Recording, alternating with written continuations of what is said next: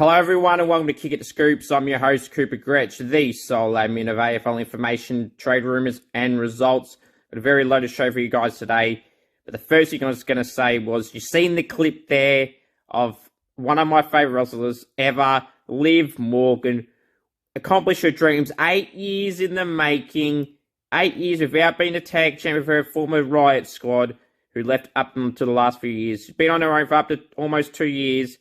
Finally accomplished her dream. She got there when she won Miss Money in the Bank, which meant she was almost guaranteed to become a singles champion for the first time ever in WWE, and she accomplished that, as you've seen, winning the SmackDown Women's Championship, and no bigger honor than being the baddest woman on the planet, Rowdy Ronda Rousey. Liv, you deserve it. You've been my favorite for a very long time. So proud of you, and live for Liv. I live. Liv, you are the best, and so damn proud of you. And as you know already in the past, as through our interactions, I am very proud of you. So congrats again to you, Liv Morgan. You did it. Congrats. Now, on the rest of the show on Kick It to Scoops, we've got the world famous segment, Scoops Goes Bang. We've got my team of the week, my rolling all Australian team. We're going to review and preview the rounds that's gone and upcoming, and some other stuff I may go through. So yeah, Supercoach talk, of course. But first, you want me on Cameo, head to cameo.com/Cooper G. Merch, there's t-shirts, there's stickers, there's stubby holders, there's hats. The whole shebang. You can get on the show. I greatly appreciate everybody who purchases a merch item or purchases a cameo. I love doing the cameos and the merch. I greatly appreciate it all when you purchase it. So go and get yours today, whether that's merch or cameo. Or if you're not going to do either of those two, at least please leave a thumbs up to this video and subscribe to the channel. That costs nothing. That is free. Now, let's move on to that world famous segment, Scoops Goes Bang! Volcano. The volcano Kane Cornes is about to get banged on here on Scoops Goes Bang! Kane. Volcano. Kane. What do you want me to call you? Doesn't matter. I'm going to call you Volcano. Or Kane. Whatever. I'll mix it between the two. Kane. I've always said you are one I wanted to be like. Have an opinion and not back down. And, be true to my word and keep saying what I want and not be afraid to say no matter what some idiot online will say. Now, the tables may have turned, Volcano.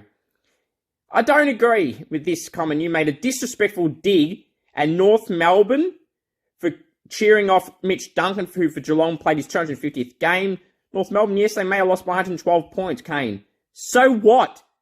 It's the respectful thing to do, and that is to cheer off someone that's had a milestone game, whether it's 50 all the way to 350, between that 50, 100, 150, 200, 250, 300, 350. It does not matter, Kane. It is called respect. Yes, North Melbourne should be embarrassed with their result in their season. Yes, they should. But for that 30 seconds of cheering off someone who's accomplished 250 career games, despite the result, it was the right thing from North Melbourne to do. To Kane, to say that's disrespectful and they should be hurting, blah, blah, blah. Kane, that is utterly pathetic. Seriously. It's a 250th game. I'm sure when you had a milestone like that, you would have expected them to cheer you off, whether the result. And if you say you wouldn't, I doubt that very much. So, Kane, come on, that's pathetic. And, but we're not done with you, Volcano Kane. Then the constant, utter disrespect to Jordan De Goey. Now, Kane, you say that Jordan De Goey, after the incident with Bali and blah, blah, blah, should never have gone, rah, rah, rah. You should be doing this. He goes Collingwood, blah, blah, blah. All that spill you spilled. And to say that Jordan De Goey should be dropped and should be lifting his game and all that rubbish. Well, Kane, you say he's having a poor year. His last few weeks not been great? Sure. But last time I checked, Kane, you want to say that his stats, his season's been poor? Well, Kane, prepare to be shocked. Jordan De Goey this year has averaged 20.7 disposals a game, rated above average. Contested possessions, 9.5, rated above average. Kicks, 11.2 a game, rated above average. Clearances a game, 4.5, rated elite. Meters gained, 384.1, rated above average. Score involvement, 6.4, rated above average. Kane. Some things I agree with you, but lately you've said some things that not only do I not agree with, but some people cannot agree with. North De Goey haters will say, or Collingwood haters will say, you're all right, Kane, you're all perfect about it, rah, rah, rah. Now, Connor Rozee.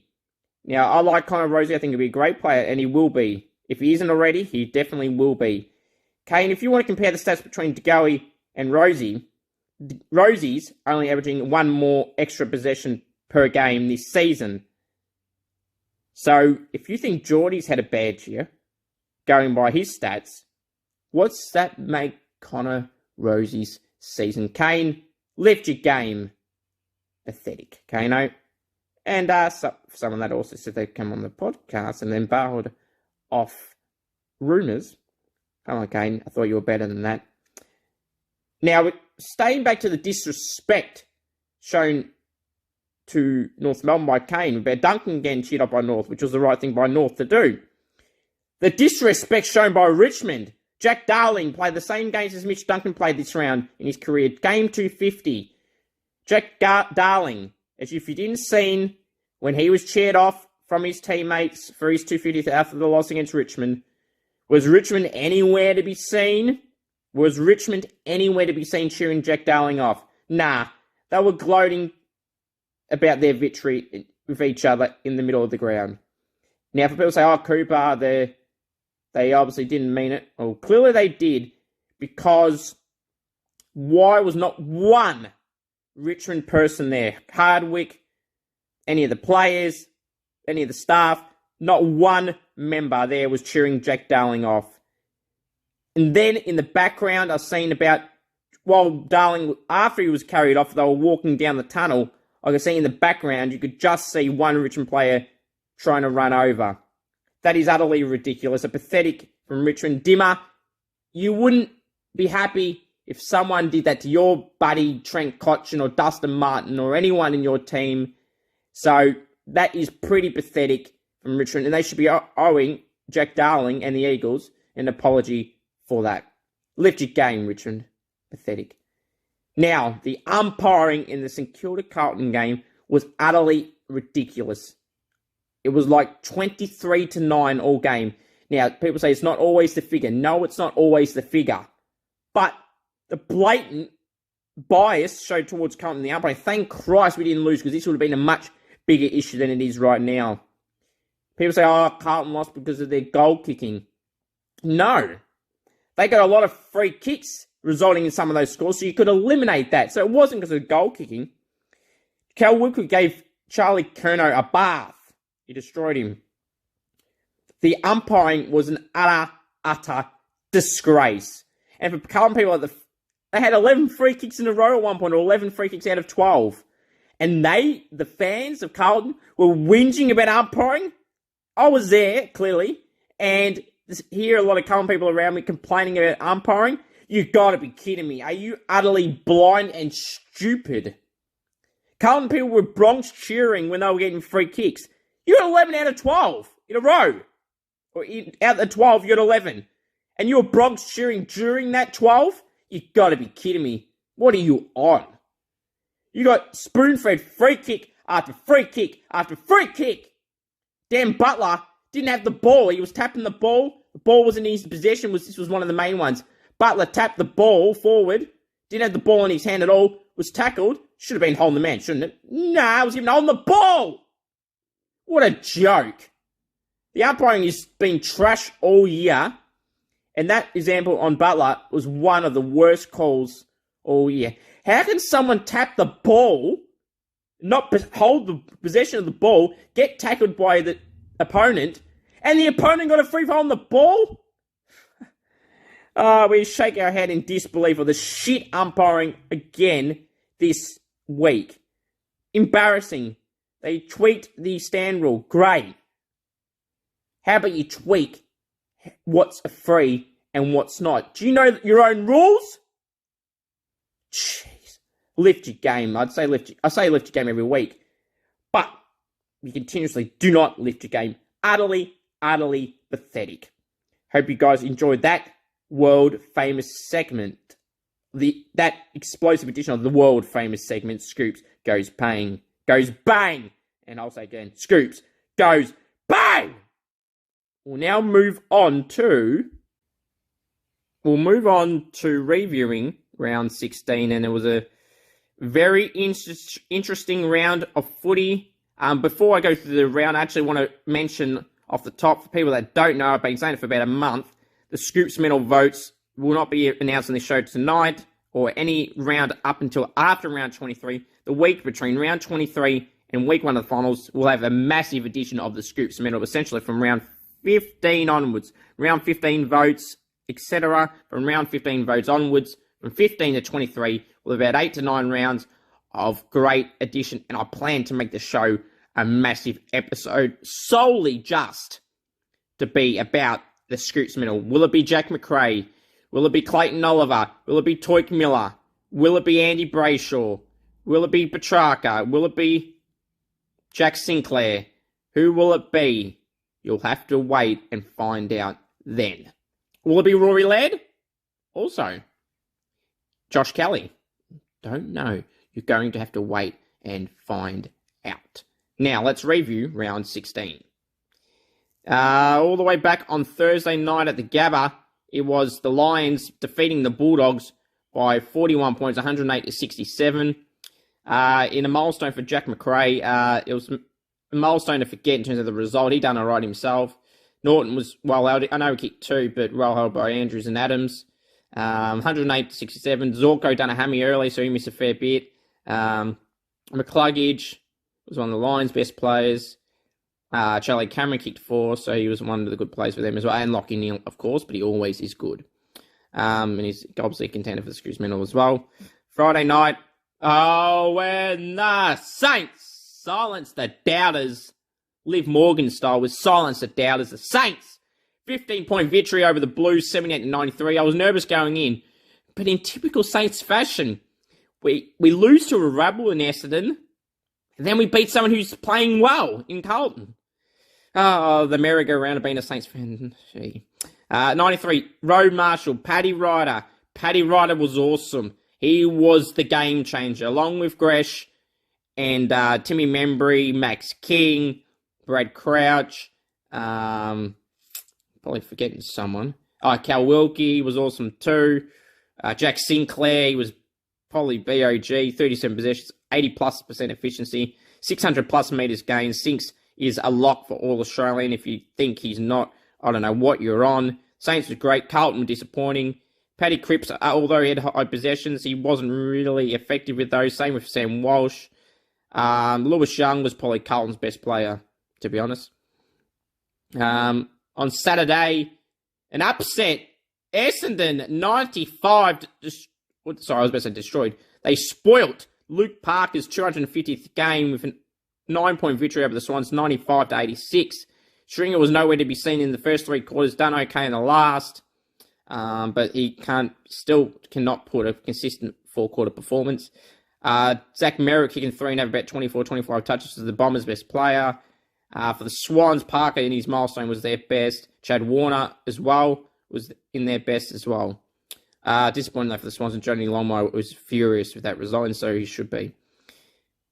The twilight game at the Adelaide Oval, the Crows 65 defeated by Melbourne 94 by 29 points. Now, I wrote that this game was a close game. People were like, how can you call it a close game? 29 points isn't close. Well, if you watched the game, you'd know it was close. Melbourne kicked 3 late goals, and the margin was 5 points during the last quarter. Crows were in it throughout the whole contest. So to say it wasn't close, you don't know what you're talking about. You're an attention-seeking person, and you may have got the attention, but I just want to ask what a moron for the people that said that they are. Crows were good, really good. Riley O'Brien was dominant in the ruck. Melbourne didn't have a ruckman. No Luke Jackson, no Max Gorn. Both will be back this week against Geelong, you would think. But they had to go with Wiedemann and Mitch Brown. They won the clearances of Simon Goodman said, which is interesting considering Riley O'Brien's tap-out dominance. Rory Laird was awesome. Clayton Oliver was awesome. Christian Petrarca was good as well. Ben Keys was good. Mitch Hinge did a solid job on the wing, especially early mainly. But yeah, it was the Demons who prevailed in the end by 29 points. Close game. Again, heartbreak for the Suns 2 weeks in a row, losing by under a goal. This time to the Pies by 5 points. 62 Suns, 67 Pies. Brady Myercheck was one of the Pies' best players. Yeah, he was a really important kicking four. The Suns, Toik Miller was clearly BOG for them. And yeah, it was disappointing for the Suns. They were heartbreak for them. Huego Owa, nickname Ace, made his debut as a late change. You've seen the footage of his family watching, the first PNG person in the AFL. Apologies if I got that wrong. But it was great to see Huego Owa, nickname Ace, make his debut. Kicked a goal on debut early.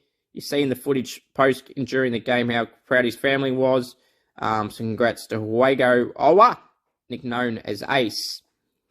Tactical mover was Chris Burgess was a late and played in the VFL the following day. So it shows there was a rare tactical late change. Now the other night game, not much spend too much time on this. Geelong 144 smashed the Roos 32, 112 points. Mitch Duncan's 250. Congrats to Mitch. I met Mitch before, good guy. So great to see him deserve that milestone. Yeah,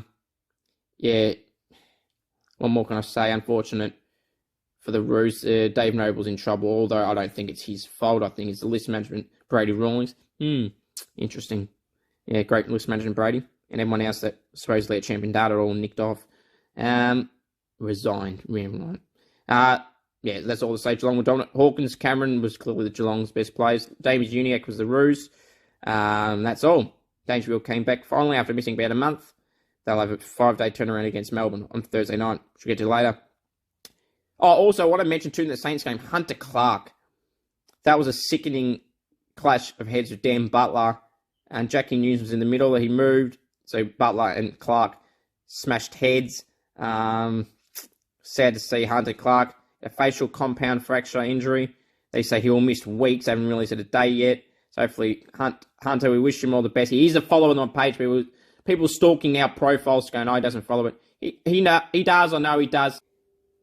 So I still know that Hunter Clark follows my page. I don't need to prove it to you because it's none of your business. And if you think it is, well, you're wrong. It's not. So wish Hunt's all the best. And Dougal Howard has a knee injury. Hopefully he'll be back soon. Now we'll go to the game on Sunday, all the Sunday games. So that will then lead it to Richmond and West Coast. So the MCG, similar to the Crows and Demons, Richmond by 35 points, Richmond 128, Eagles 93.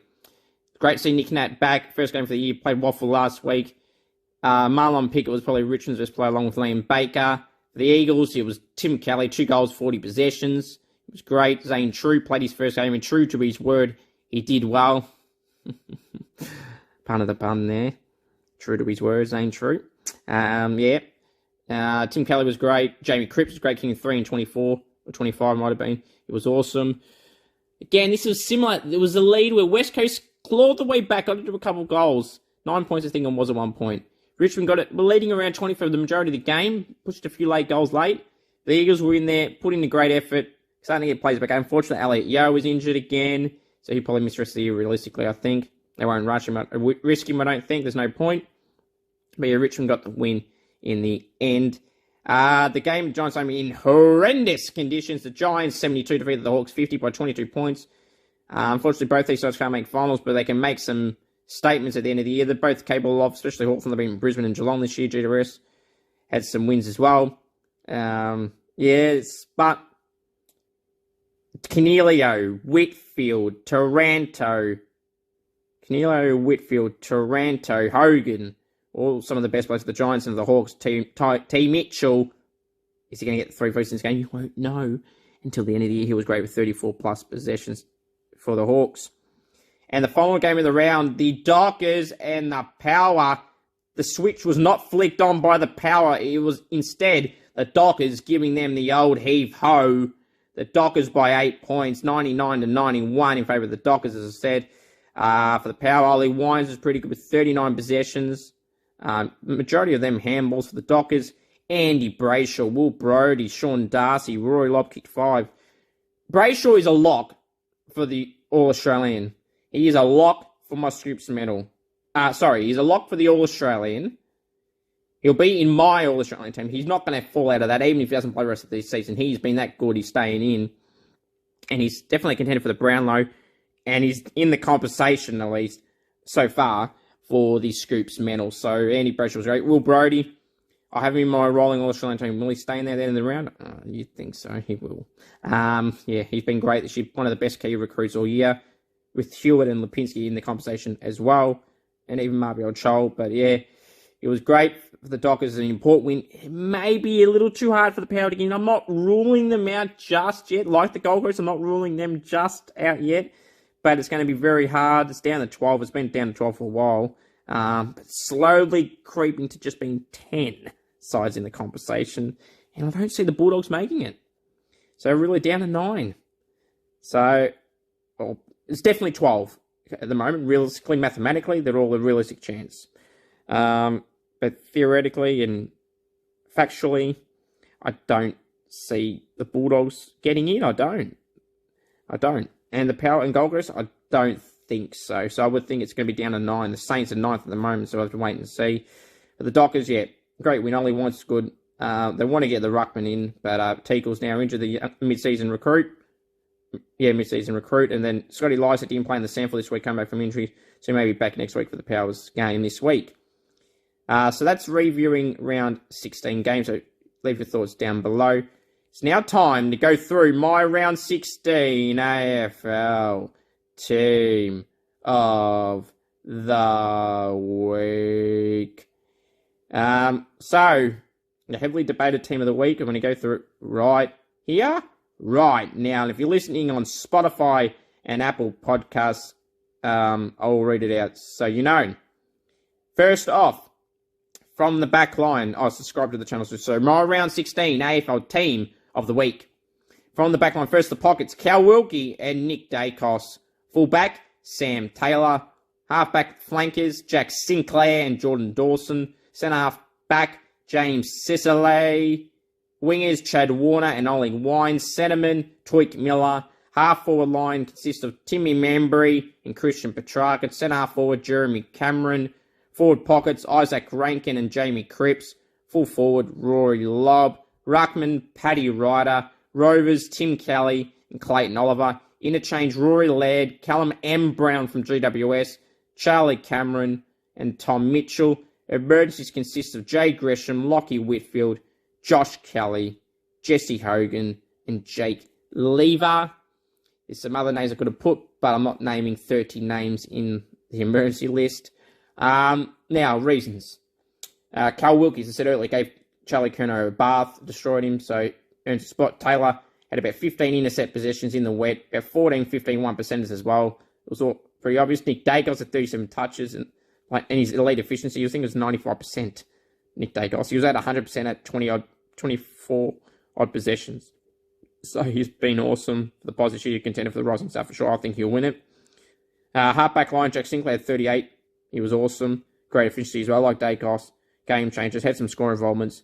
Was awesome. Jack Sinclair. Sicily, similar to Sam Taylor, had high efficiency.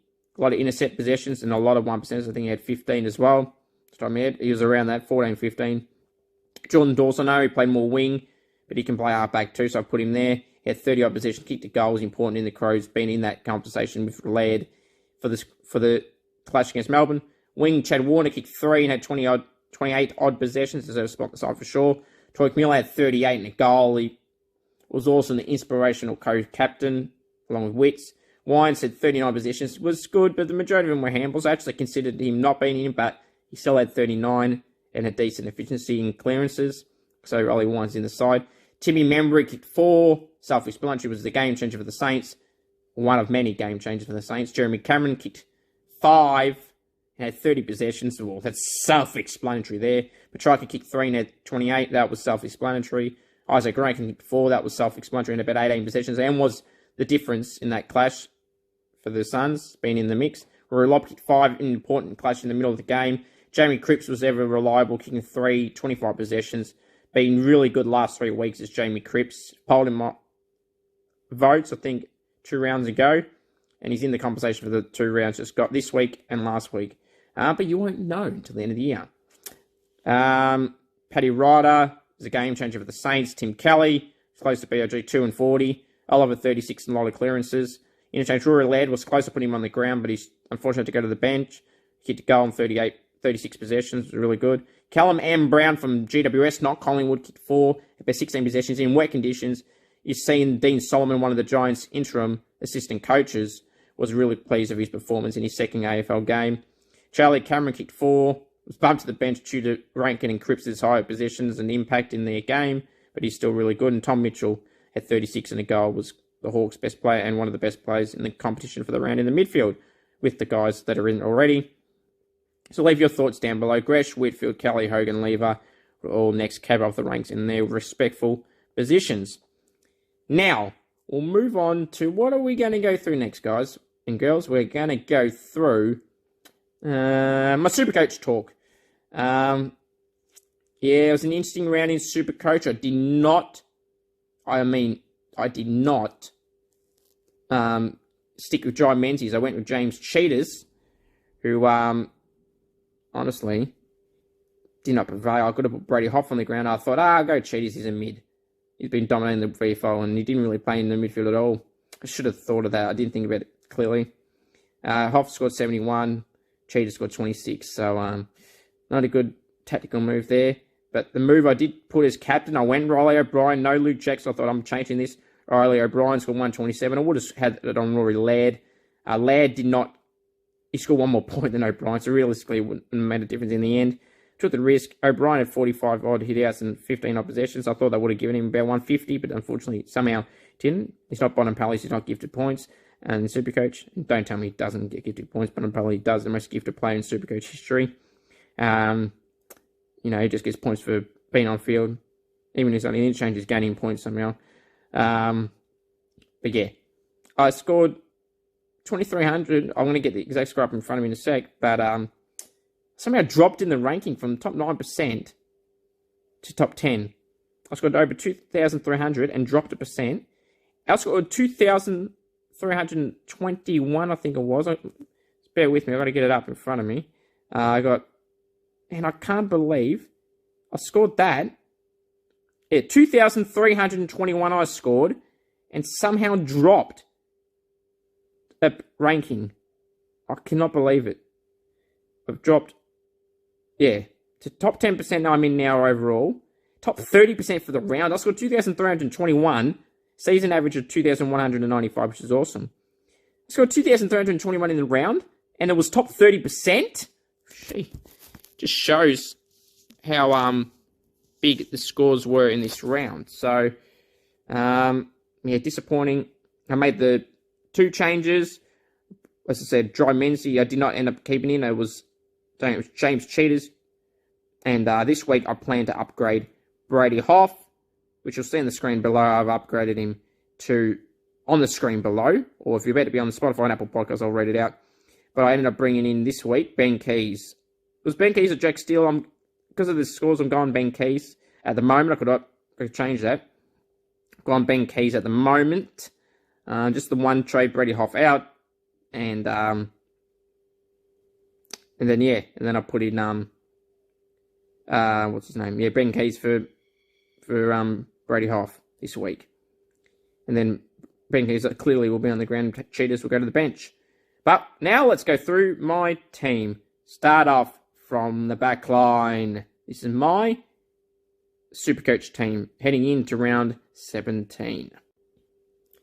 Alright, from the back line, James Sicily, Jack Sinclair, George Hewitt, Jack Crisp, Jaden Short, and Hayden Young. Interchange, Jacob Ware and Sam Skinner. Midfielders, Clayton Oliver, Rory Laird, Jack McRae, Lockie Neal, Andy Brayshaw, Toik Miller, Ben Keys, who's now in, and Patrick Cripps. Bench, Cheetahs, Owens and Carroll, Jack Carroll, Mitch Owens and James Cheetahs. Ruckman, Riley O'Brien and Luke Jackson. Bench, Brian Teakle. Forwards, Steve Canelio, Will Brodie, Jake Gresham, Adam Trelaw. Isaac Heaney and Pat Lipinski. Forward-line bench, Cooper Hamilton and Ned Long. I'm thinking of potentially trading out next week Jacob Ware to just get like a Jace Burgoyne or someone cheap on the mid defender bench. And then I've got really no upgrades I would have to do. But players that I got on the cusp, I'm not sure, do I keep Patrick Cripps? I didn't really want him to begin with. Patrick Cripps, do I trade out? Pat Lipinski, do I trade out? Luke Jackson, do I upgrade? Because if I downgrade Jacob Ware, I'll have about 200,000 on top of whoever I want to trade out, I think. So currently got 29,800 left over. If I keep Ben Keys for Hoff and don't make another move for the round, I'll have 6 remaining in the round for next week. If I only leave out the 1 trade this round, 7 trades I had at the start of the round. So I may downgrade Jacob Ware. He's going to go up again this round, so he'll go up another 30-odd, 40-odd K. So he'll be 320. If I trade Chase Burgoyne, he'll be 117. That's 203,000 or so, roughly. I'll get on top of that 29,000, so that leaves about 240K from next round to upgrade someone, and that will leave me with 4 trades, because I would do a double trade. And I could upgrade Cripps, which probably could be the right thing to do. Or do I... Yeah, Cripps. Or Jack Crisp, who's been pretty average the last 2 games. Or do I just upgrade Luke Jackson? Or do I upgrade Pat Lipinski? I feel like Pat Lipinski kind of got some easy games coming up, so I'll probably keep him. Luke Jackson won't be scoring much once Gorn's back this week. So it could be Luke Jackson. I could flick off from Patrick Cripps. He's annoying the shit out of me at the moment if his Supercoach scores. Or it could be Jane Short, who's also giving me the shit if his Supercoach scores. And Jack Crisp has the last 2 weeks. So I've got decisions to who I want to move. I'll probably upgrade Cripps, I think, because he's the one that's probably annoyed me the most. Along with Jaden Short, actually. So, but again, Luke Jackson, it's realistically, if I get rid of Luke Jackson, I'm more likely going to want to put him to Jared Witts. So it's effectively, I've got to think about, if I've got an even balance of Jackson, Lipinski, Short, and Cripps, or want to trade, I just think about it, I'm like, well, who are we going to get for him? If I trade Jaden Short, I could get Jordan Dawson. He's a defender mid, so I could get him for one of the mids as well. If I trade Cripps, I could get Jordan Dawson, or I could get another top mid, but I probably got all the top mids already. So it's effectively, I either want probably Jordan Dawson or Witts. And whether I want to keep Cripps / Short or Jackson. And I probably want Jordan Dawson, but I'm probably leaning towards wanting to trade Luke Jackson more. So therefore, I'd be getting Jared Witts. So I'm going to have some thought over the next few days and next week, into early next week, what I want to do there. If you want any Supercoach questions, advice, etc., message me on Instagram at AFL Info Live or Facebook page AFL Information, Trade Rumours and Results. And leave your thoughts down below what you think of my team.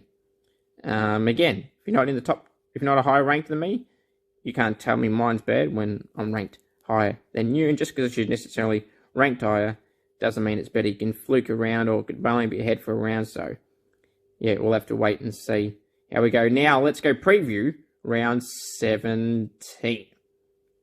And then we'll go through my rolling Australian team after that. So round 17, we got clash on Thursday night at GMHBA. I got 7 in the tips, just gone. The round just gone. The runs I got wrong was Essendon beating Sydney and Gold Coast losing to Collingwood. Craig McRae's doing a great job. Thursday night at GMHBA, 7:20 Victorian time, Geelong hosting Melbourne. I'm going to tip Melbourne, especially if Gawn and Jackson are back. 7:20 in Geelong. Friday night at the SCG, 7:50 Vic time, Sydney hosting the Bulldogs. I'm going for the Swans, but both these sides have been disappointing lately, if I'm being brutally honest. Saturday, 1:45, Collingwood hosting North at the MCG, 1:45 Vic time. Collingwood easily, not wasting my time there. 4:35 Twilight Saturday, Metricon Stadium, Suns hosting Richmond. No Dustin Martin, going to miss of a hamstring strain. I'm going for the Suns at home, and hopefully for the Saints'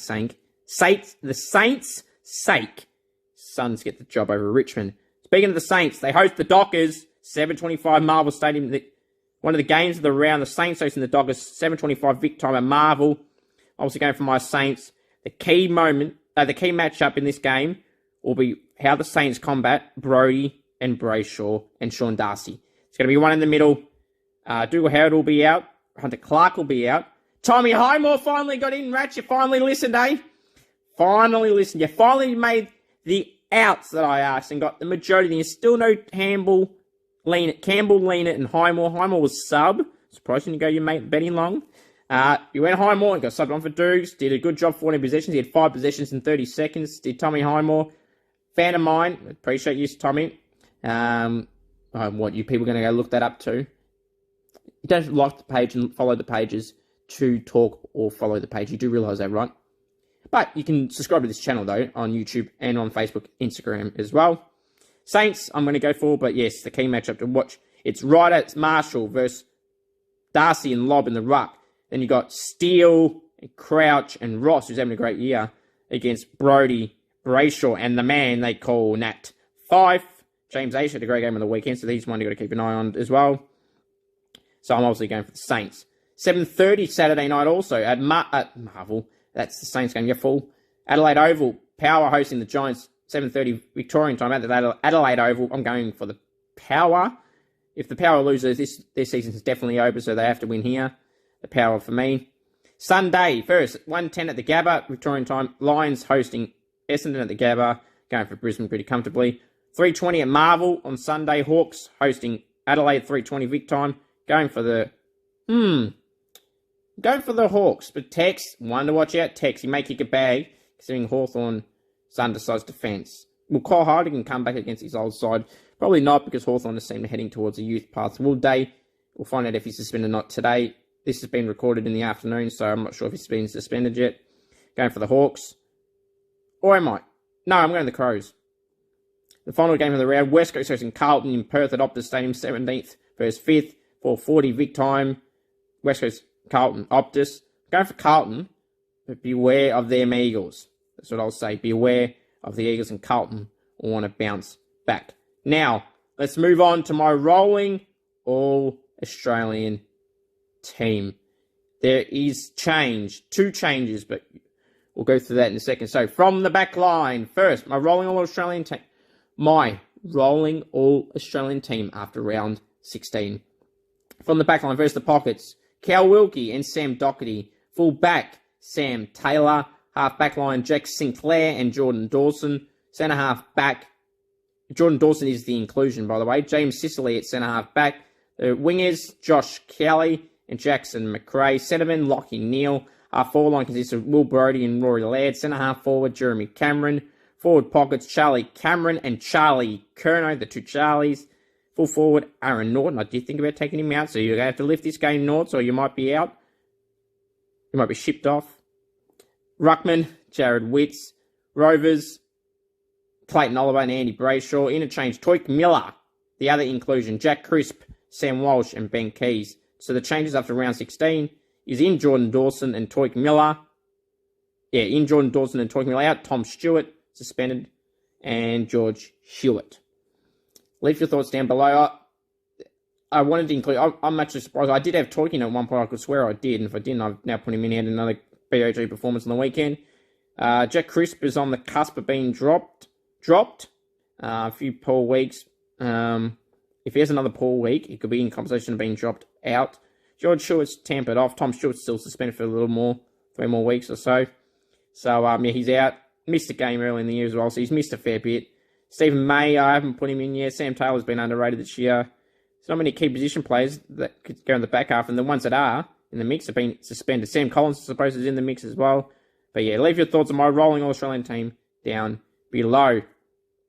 Now, my final thoughts are simply this. You want me on Cameo, head to cameo.com/Cooper G. Merch, there's t-shirts, there's stickers, there's hats, there's stubby holes, the whole shebang. It's all on there. Appreciate you all for watching this week's episode of Kick at the Scoops, whether you're listening on YouTube, Spotify, or Apple Podcasts. I really appreciate you. Yeah, hopefully there's some more guests in the future. That's always my aim, guys, to get more guests for you people. Still trying, talks to some, just unfortunately, some of them doesn't happen straight away than we would like, and myself would like. Until then, if you know any AFLW players, any AFL players, any AF cricket players from the Big Bash or whatever, if you know any of them, please get them in contact with me, and we'll try and get them on the show. Till next time, everyone, have a great one. The most important thing of all to remember is go the Saints, and of course, acknowledge me. Come on, Saints. Big game this week against the Dockers. Make sure they don't give you the old heave-ho, and you march in to them. Go Saints!